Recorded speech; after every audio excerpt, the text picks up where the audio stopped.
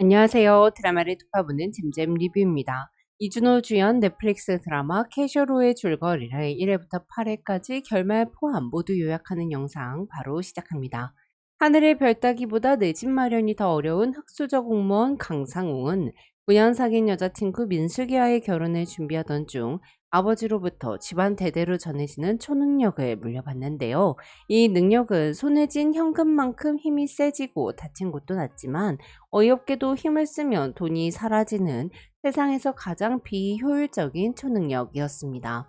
사람들을 돕기 위해 어린 아들의 저금통마저 훔쳤던 상웅의 아버지는 자신도 내 나이 때 내 할아버지로부터 강제로 능력을 물려받았다며 조용히 어려운 사람들을 돕고 다른 사람 돈에 손대지 말라고 충고합니다. 상웅은 내 돈을 써서 아무도 모르게 남을 돕는 호구가 되기 싫었기에 아버지한테 이 능력을 도로 가져가라고 하지만 아버지는 한 번 물려주면 끝이고 피가 통하지 않는 사람한텐 줄 수 없는 능력이라며 누군가는 해야 되는 일이라고 재차 강조하죠. 그리고는 곤란한 일이 생기면 연락하라며 제3금융권인 정자대부의 명함을 건네는데요. 그렇게 상웅은 아버지에게 초능력이 아닌 가난을 물려받게 되죠. 한편 상웅의 능력을 알게 된 민숙은 각박한 세상에 내 집 마련에 성공하기 위해서는 돈이 사라지는 초능력은 사용하면 안 된다고 판단하여 현금을 들고 다니지 않고 무리하게 힘을 쓰거나 뛰어다니지 않는다는 규칙을 정했습니다. 이후 상웅은 무거운 짐을 들고 가는 할머니를 돕지 않고 깡패들에게 돈을 뜯기고 구타당하는 사람을 외면하면서 나도 돈이 아주 많았으면 착하게 살았을 거라고 위안했지만 자기 자신이 너무 쓰레기처럼 느껴졌죠. 이후 상웅은 초능력을 쓰지 않아 온몸에 물집이 잡히는 부작용을 겪으면서도 아파트 계약금을 모으기 위해 안간힘을 썼는데요. 그러던 중 상웅은 엄마가 평생 모은 개똥 3천만 원을 현금으로 받은 날 한강 다리에서 일어난 대형 추돌 사고를 목격하게 되고 승객이 가득 탄 버스가 다리 아래로 추락하려 하자 초능력을 써 버스를 끌어올려 사람들을 구합니다. 그렇게 상웅의 몸에 있던 물집이 전부 사라졌고 3천만 원도 전부 사라졌습니다.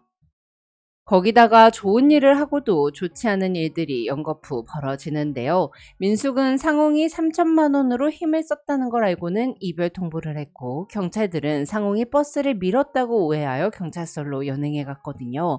유치장에 있는 상웅을 꺼내준 건 정자대부의 박정자였습니다.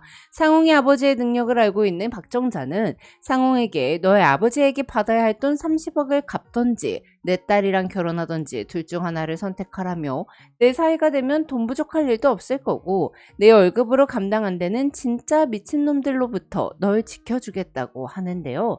물론 상웅은 사이가 되라는 정자의 제안을 거절했지만 어찌된 일인지 정자는 상웅이 히어로 활동으로 돈이 필요할 때마다 담보도 없이 돈을 톡톡 빌려줍니다.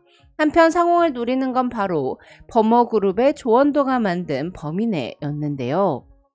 세상에 초능력을 쓸 수 있는 사람이 상웅이 혼자는 아니었기에 범인회는 초능력자들을 잡아서 능력을 추출해 평범한 사람으로 만들고 추출한 능력을 앰플에 보관해 일반인을 초능력자로 만드는 초능력 복제 임상 실험을 하고 있었습니다.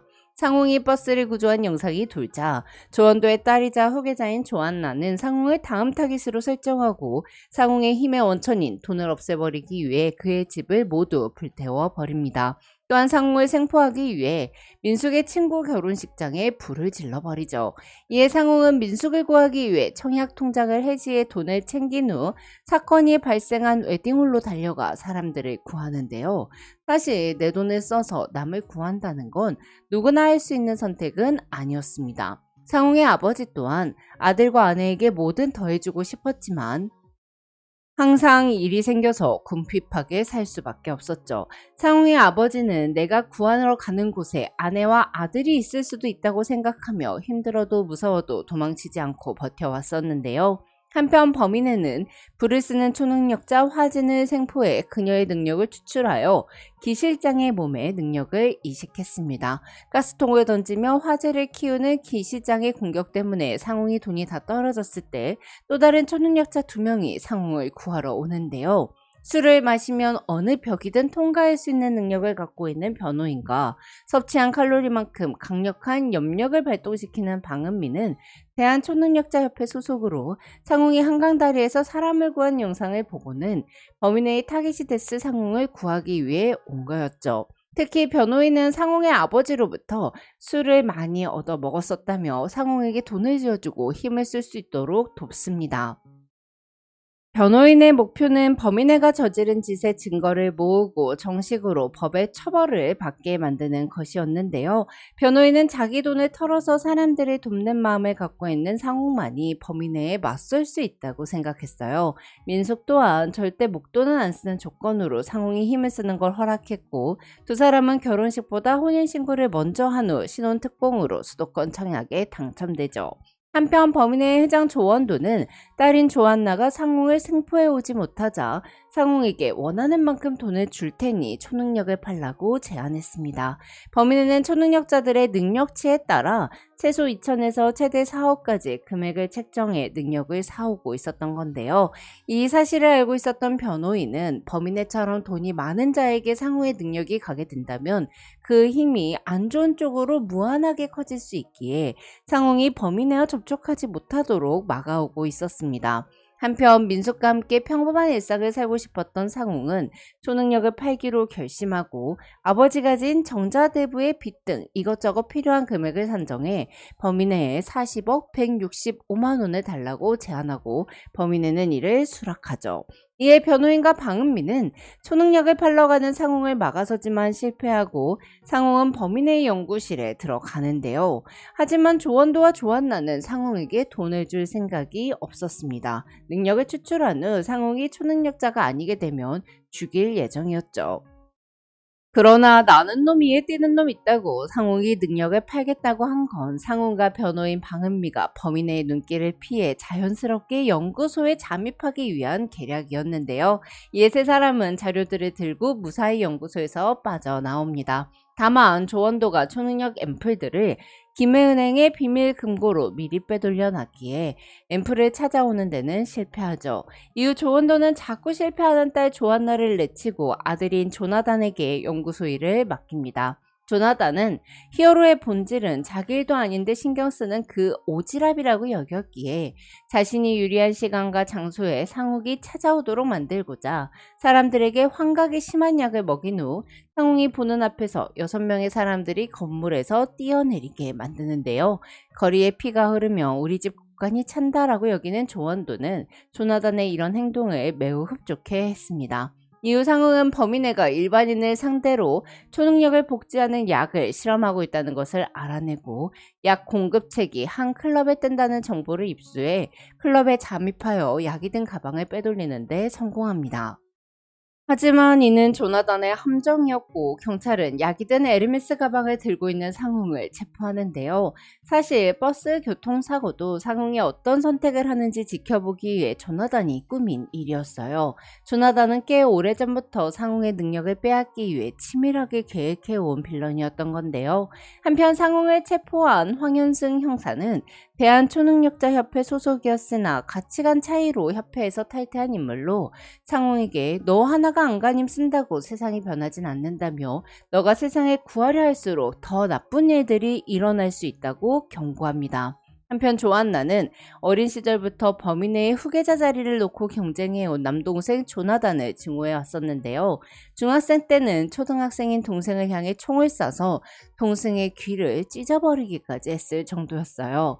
조한나는 조나단이 아버지가 시킨 일을 실패하도록 강상웅이 무혐의를 받도록 돕고 초능력자들에게 난 못 믿어도 조나단에 대한 내 증오는 믿어도 된다며 내가 강상웅을 구해줬으니 조나단을 없애달라고 제안합니다. 식약처에서 복제약 승인을 내줄 건데 조나단이 복제약을 성공하지 못하게 김해은행 금고안에 있는 앰플을 훔쳐달라는 거였죠. 초능력자들은 자신들이 앰플을 가지고 나오면 조한나가 앰플을 받고 뒤통수를 칠 거라는 걸 눈치챘기에 조나단과 조한나가 싸우게 만든 후 금고안에는 초능력자들끼리만 들어가는 작전을 세웠습니다. 그리고 범인의 모든 비자금이 들어있는 금고 문을 열었고 그 안에 든 돈을 손에 쥐고 조안나와 조나단의 사람들과 싸우기 시작하는데요. 하지만 남의 돈으로 마음껏 능력을 쓰던 상웅은 한도 초과로 갑자기 정신을 잃고 쓰러졌고, 어쩐 일인지 그가 눈을 떴을 땐 황현승 형사의 차 안이었습니다. 이 부분은 어떻게 된 건지 뒤에서 자세히 설명해 드릴게요. 이후 상웅은 초능력을 잃게 되는데요. 상웅의 아버지가 남의 돈에 손대지 말라고 주의를 줬던 게 도덕적인 게 아니라 진짜 손을 대면 안 되는 거였어요. 상웅의 아버지는 어떻게 해야 힘을 되찾을 수 있냐고 묻는 아들에게 싸우다 보면, 뭔가 지키다 보면 돈은 사실 중요하지 않다는 걸 깨닫게 되는 순간이 있다며, 3천만 원으로 사람을 구한 건 초능력이 아니라 너였으니 우리 힘은 초능력에서 나오는 게 아니라는 걸 깨달아야 초능력을 다시 쓸 수 있다고 조언합니다. 한편 민숙은 연봉을 2배로 올려준다는 회사로 이직을 했는데, 그곳이 바로 정자대부였습니다. 눈치가 빠른 민숙은 범인 내의 모든 것이 보관되어 있는 김해은행 주소지가 정자대부의 최초 주소지라는 걸 알아냈고, 박정자가 상욱이한테 접근해 돈을 주면서 능력을 쓰는 걸 도왔던 이유가 처음부터 상웅이를 김해은행에 보내 무언가를 찾기 위해서였다는 걸 알아채죠. 김해은행의 비밀금고 안에는 박정자의 아버지가 조원도의 아버지에게 돈을 빌려줬던 100년도 넘은 차용증이 들어있었는데요. 한편 김은행이 털리자 아빠한테 질책을 당한 조나단은 민숙을 납치합니다. 이에 상웅은 내 힘은 돈보다 더 중요한 걸 지키기 위해서 나온다는 걸 인식하고 자신의 목숨을 걸어서라도 민숙을 구하겠다고 결심하죠. 그렇게 상웅의 능력이 돌아오는데요. 하지만 가진 돈을 다 쓰자 이내 힘이 떨어졌고, 조나단이 초능력을 주지 않으면 민숙을 죽이겠다고 협박하자 상웅은 조나단이랑 둘이 폭탄이 든 엘리베이터에 탄 후 함께 죽습니다. 상웅의 사인은 돈이 없어서였어요. 이후 범아그룹은 신약을 출시했고, 약을 먹은 사람들은 이상행동을 하며 사회는 혼란에 빠졌습니다. 범아그룹은 식약처에서 공식 허가를 받았기에 신약과 이상행동 간의 상관관계는 입증된 바가 없다는 입장을 밝히며 오리발을 내밀었죠. 한편 변호인은 상웅이 민숙을 구하고 죽은 최악의 상황이 됐으니까 지금까지 움직이지 않던 사람들이 움직이게 될 가능성이 생겼다고 예측했는데요. 변호인이 희망을 거는 건 바로 황현승 형사였습니다. 황현승은 원하는 순간으로 시간을 되돌릴 수 있는 능력을 갖고 있었으나, 시간을 되돌릴 때마다 결과가 항상 더 안 좋았고, 시간을 돌린 대가로 수명이 깎였기에 자신의 능력에 환멸을 느끼고 초능력을 쓰지 않고 살아왔던 건데요. 황현승의 능력을 알게 된 민숙은 형사를 찾아가 우리 다 가만히 있을 때 상웅이 혼자 세상을 구한다고 뛰어다녔는데, 대체 그런 상웅이는 누가 구해주냐며 시간을 되돌려 달라고 부탁합니다. 사실 황현승도 상웅이가 이기기를 간절히 바랬기에 금고 안에 쓰러진 상웅을 시간을 돌려 구해냈었던 건데요. 이에 현승은 폭탄이 터지기 1분 전으로 시간을 되돌리고, 민숙은 엘리베이터를 탄 상웅의 손에 이번 달 용돈을 잔뜩 지어줍니다. 그렇게 상웅은 살아나는데요. 한편 조나단 또한 조원도의 도움으로 살아나자 조안나는 동생을 죽이겠다며 총을 쏘지만 결국 자신이 쓴 총알에 맞아 허무하게 사망합니다. 이후 조나단은 아버지를 죽이러 향하지만 박정자가 이미 조원도를 데리고 가버린 상황이었어요. 한편 엘리베이터 폭탄 사고 때문에 배에 철근이 박힌 조나단은 초능력을 전부 주입해 전기를 다룰 수 있는 능력이 생겼으나 폭주 상태가 돼버리는데요. 이에 상훈과 변호인 방은비는 도시 전체를 초토화시키는 조나단을 막아보지만 세 사람만의 힘으로는 조나단을 이길 수가 없었습니다. 설상가상 상웅은 가진 돈이 다 털리는 바람에 일어설 수조차 없는 상황에 놓이고, 조나단은 쓰러진 상웅을 보며 너가 아무리 아무도 모르게 사람들을 돕는다 해도 결국 널 돕는 사람은 아무도 없다며 비웃습니다. 이때 아파트 베란다에서 상웅을 지켜보던 한 꼬맹이가 자신의 저금통을 밖으로 던져주며 힘내라고 응원을 하는데요. 그러자 아파트 주민들이 너나 할 거 없이 돈을 던져주며 힘내라고 말하죠. 결국 중요한 건 돈이 아니라 구해주고 싶은, 도와주고 싶은 마음이었던 건데요. 진짜 히어로를 이기게끔 해주고 싶은 사람들의 마음이 돈을 뿌리게 한 거였죠. 이 모습을 본 조나단은 남의 일에 다들 관심이 많은 걸 이해하지 못했고 상웅은 원래 그게 히어로의 본질이라고 응수합니다. 즉 우리 모두 마음만 먹는다면 누구든 히어로가 될 수 있다는 거였는데요. 그 마음들이 모여 그들의 돈으로 상웅은 악당과 싸워 이겼습니다. 한편 박정자는 100년 전 채권을 조원도에게 돌려받는 대신 범아그룹의 수천억 대의 불법 비자금을 사회에 환원하게끔 만들었습니다.